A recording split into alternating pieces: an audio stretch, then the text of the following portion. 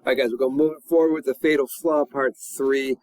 So Grant, he goes off and he has, essentially he has some sort of episode where when he comes back, he is just not really the same person. And I'm going to read from the book for a second, because I think they do the best job of describing, possibly what happened to him out there. So this is still in reference to his co-worker, Mr. Runts. It says, what Runts didn't know was that while he had been away, Hadwin had a vision, like the monks and anchorites who once roamed the deserts of the Middle East or the remotest outpost of the British Isles. Hadwin had ventured into the wilderness and received a message he could not ignore. As the theologian Benedicta Ward wrote, the essence of the spirituality of the desert is that it is not taught, but rather caught. Hadwin was not searching for such an experience. It came up behind and clubbed him over the head. The episode passed as mysteriously as it had come, and Hadwin went back to freelance work. All right, so this thing happens. Some people notice that Hadwin's a bit different when he comes back. Not a ton of people know exactly what happened because Hadwin was by himself. But when he comes back, he's able to perform his work. He's still doing, a great job. But some people do notice that now his heart's just not in it. Like he's performing the work to a high degree of quality, but it doesn't seem very meaningful to him. Also, around this time, he started to have like different apprentices. Hadwin was good enough that people wanted people to go into the woods with him and learn from him. And those people started to notice too that after this happened, he seemed to be in tune with actual nature. Like he always knew where he was. Animals would stay close by. He wouldn't spook them. He seemed to be sort of flowing some kind of a natural state that maybe he wasn't before. But there were differences, and people noticed a bit of instability on Grant Hadwin's part, especially people in Goldbridge who lived close to him at the time. So I think at this point we should take a second and talk about Grant's brother, Donald Hadwin. Now, Donald was like 15 years older than Grant, so they weren't very close, growing up. But Donald was the complete opposite of Grant Hadwin. He was a rule follower, sort of a not an outdoors person, a lot like his own father. So remember, Grant Hadwin's uncle, Angus, is who he started to spend time with when he was a teenager. Grant's father was an engineer, a white-collar worker, liked to kind of hang out in the suburbs of Vancouver. That's how Donald was too. Donald went to some of the best schools, just like Grant did. Was educated, well-spoken. But around the time that Donald got into his early 30s, he started to struggle psychologically. He had a hard time keeping friends, had a hard time keeping a job. And he eventually was diagnosed with paranoid schizophrenia, which is a pretty heavy diagnosis, really life-altering. And within a couple years of that diagnosis, Donald was having dinner with Grant and the family at the house. On a February evening, he left. He walked across this bridge, which is the biggest bridge in Vancouver. He jumped off and he committed suicide. It's hard to say how much this impacted Grant. I've talked to a few people who, I'll spare you all the details, but when I was first researching this for field science, I ended up kind of inadvertently, somewhat intentionally, I don't know, it's hard to say what, but I ended up talking to some of the people that knew Grant Hadwin and knew of the situation out there, and I asked them a couple questions, and one of the things I asked them was how much Donald's passing influenced Grant Hadwin. The one guy said, I don't really think it had much of an impact on him. Grant Hadwin was always Grant Hadwin. But another guy I talked to that was one of Hadwin's friends said, no, I think the reason Hadwin was almost everything he was because of what happened. I think it really impacted him. In other words, Hadwin wasn't going to be a white-collar worker. He was going to go into the wilderness. He was going to work on his own. He was going to be his own man. He was going to, drink a lot, chew a lot of tobacco, do whatever he wanted to, break all these rules, because maybe he just felt like, I don't even know.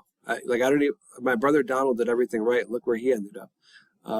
So it's hard to say. But the reason we're bringing this up is because Hadwin had a series of episodes sort of right after this 1987 sort of vision thing he had that might lend itself to the fact that maybe Hadwin was starting to struggle with the same disease. So schizophrenia can run in families. Hadwin was never diagnosed with it, I'll tell you that. But in 1989, someone vandalized his mill in Goldbridge. He was very paranoid that it was his neighbors that did it. That was actually the impetus of what caused him to move his family to Kamloops. In 1991, so 2 years later, his wife divorces him. We don't really know what the details were, but the wife was very intent on keeping custody of the kids, and she was able to do that, even though Grant kind of fought to keep the kids himself. Then Hadwin goes on this strange worldwide trip. He goes to Washington, D.C., he drives there, and he's handing out condoms and promoting safe sex in Washington, D.C. From there, he drives to Florida, and he's handing out hypodermic needles and promoting safe needle usage for drug users. Then he goes from there, from Florida, he flies to Moscow, Russia, and he's in Russia for a while.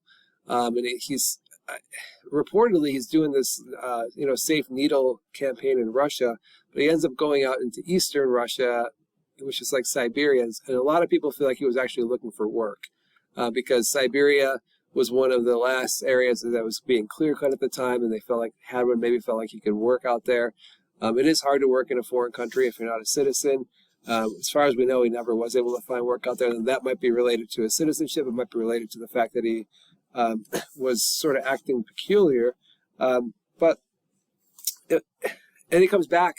He comes back eventually to Kamloops, and he's got a baseball cap that he's wearing around town with condoms and needles attached to it. So you can imagine people who knew him for years were getting really concerned.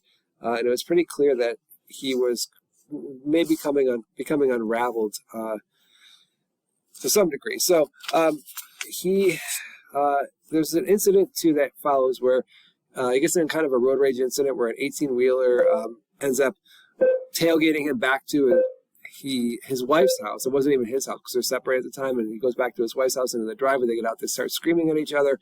Hadwin goes into the garage, grabs a 2x4, smacks the truck driver over the head, then immediately feels bad, drops the 2x4, tries to help the guy back to his feet, but Grant's wife and the truck driver shoo him off.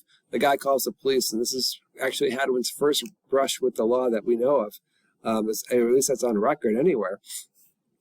He gets eventually sentenced to probation, and the interesting thing about this, he had to go for a psychiatric evaluation, and they weren't able to give a diagnosis, but they did give him some low-grade antipsychotic medication, and we're not sure if it was that or if it was an internal cycle, sort of things to sort of calm down for him, but he was able to improve. He found work.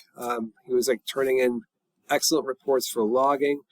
Even kind of acting the old Grant Hadwin way, like when asked by his new employer for an emergency contact, he said, quote, "If I can't get out of the bush on my own, I don't want to come out," end quote. That was Grant Hadwin. I even remember that. He said, if I can't get out of the bush on my own, I don't want to come out, because that might come into play in future chapters here.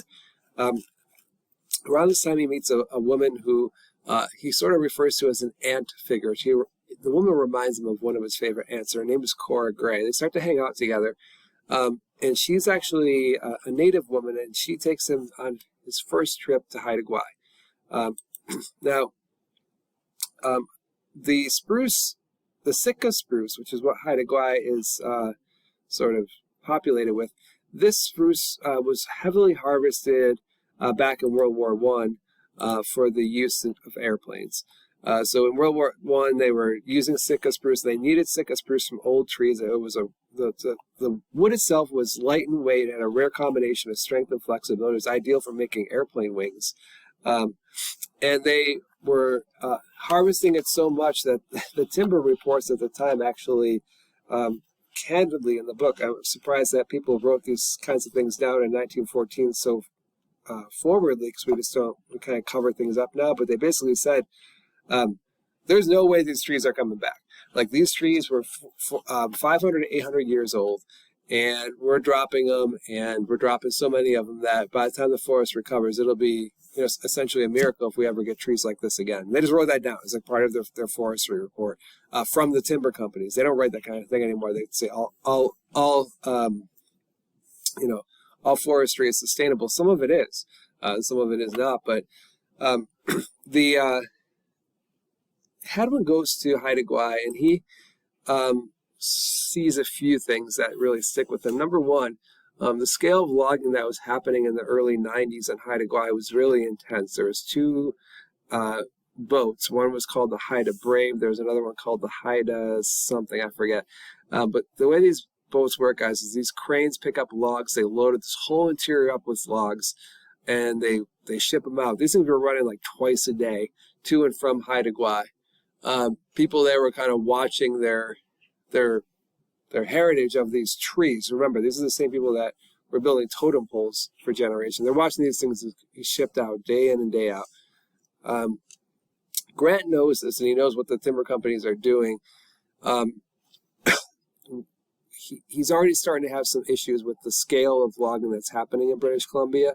But what really bothers him is that there's a little section that the logging company set aside. It's like 12 acres. And they set it aside because there's a special tree in there that the people in Haida Gwaii revere. It has yellow needles. It's called the golden spruce.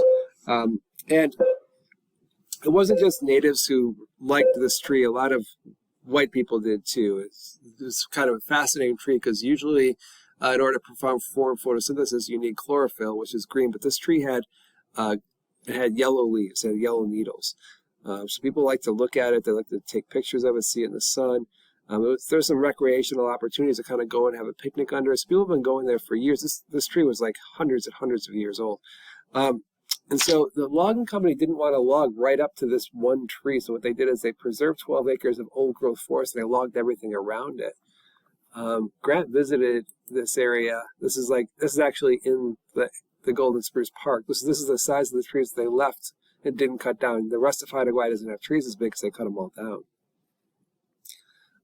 Hadwin, he did not see this the way many people would. He saw the golden spruce as sort of a sick tree, and he wondered why people were allowing the logging companies to take down all these other trees and just preserve this one tree. Like, it didn't make any sense to him. Like, if you don't want trees cut down, then don't cut them down, or don't just save this one. So I'm just going to read this from the chapter. It said, but Hadwin saw something different, and it was the same thing that many of his more pragmatic colleagues saw, a sick tree. More so than most people, he would have been struck by the contrast between the vestigial grove containing the town mascot and the free-range saw log farm that surrounded it. He's like basically saying, like, he would have saw, okay, you guys save all of this area, but if you go out here, everything's cut down. To a person who knew the woods as well as Hadwin, it would have been as jarring and ludicrous as an albino buffalo on a putting green. Where were all his healthy counterparts? They were heading south on the Haida Brave. You guys remember, the Haida Brave is this boat. So Hadwin, this experience really stuck with Grant Hadwin, and he was really bothered by it. He saw a lot of inconsistencies with it, and he saw a lot of injustice with it.